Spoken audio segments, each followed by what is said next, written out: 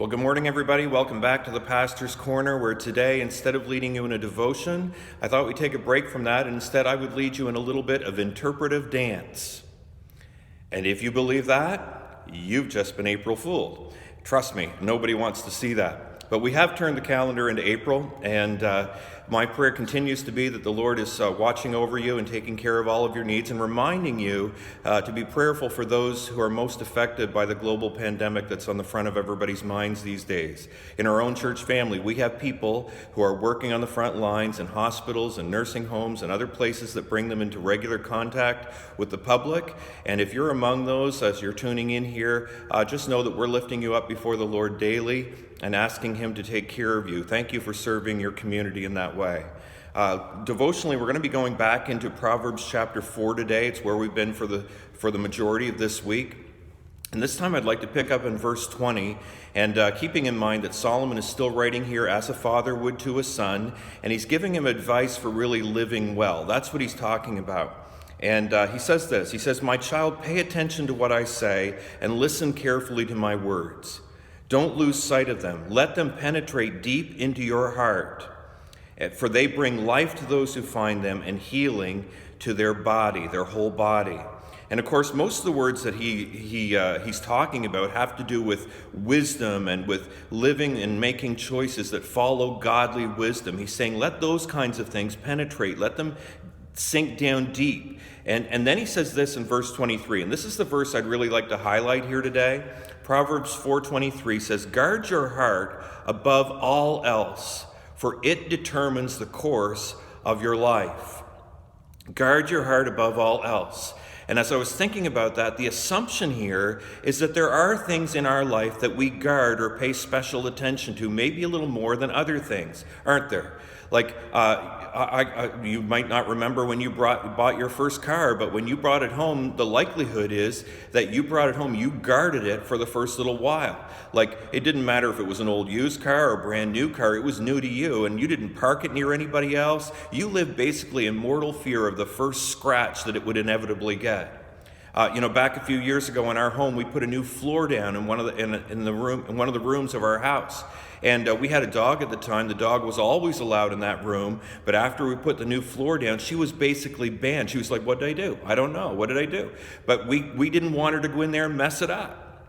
And then on a whole other level, maybe recently during this COVID-19 crisis, you've probably been guarding your family a little more than usual, and with good reason.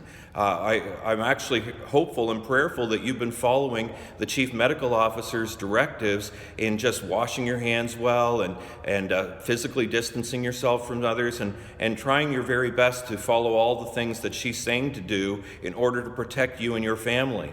And again, that's guarding. And there are things that we do that way, but we guard what we deem to be important, is the point. And sometimes the most important things in our life are actually in need of being guarded because they're also the most vulnerable to being broken or stolen or corrupted in some way. And that's kind of the way it is with our hearts. In fact, Solomon tells us here that of all the things that we should be vigilant about, of all the things that we need to guard or give special attention to, the thing that we ought to guard the very most is our hearts. And I'm sure that this doesn't likely need to be said at this point, but he's not talking about the organ, the physical organ that beats in our chest. He's actually talking about the seat of our character. He's talking about the moral compass that is deep within us. He's talking about the place in that determines who our real inner person is, that dictates to us how we view ourselves, how we treat other people, how we apply ourselves at work, how we respond again morally in situations that call for those kinds of choices and decisions. It's really our spiritual core. And if at our spiritual core, our heart, or at our heart, if that is damaged or it's diseased, then all of our life will be damaged or diseased.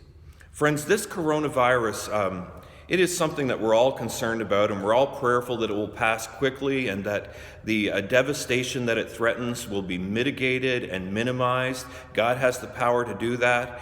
But one of the things that it is actually giving us time to do right now, and God is at work, he knows what's going on, he's opening up this door for us. One of the things that it's giving us opportunity to do as we spend more time at home and more time by ourselves for the most part, is to do some actual genuine self-reflection.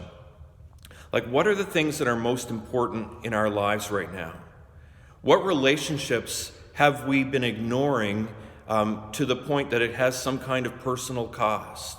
What priorities have we overlooked in the name of expediency or something else?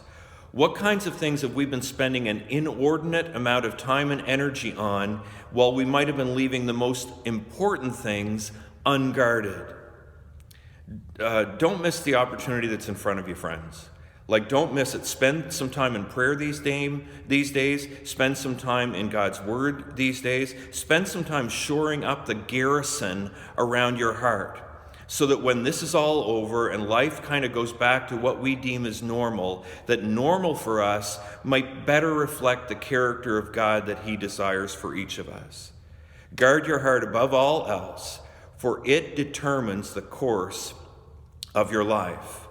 Thanks again for tuning in. Don't forget to subscribe, and Lord willing, I'll be back again with another devotion tomorrow. Happy April, everybody. God bless.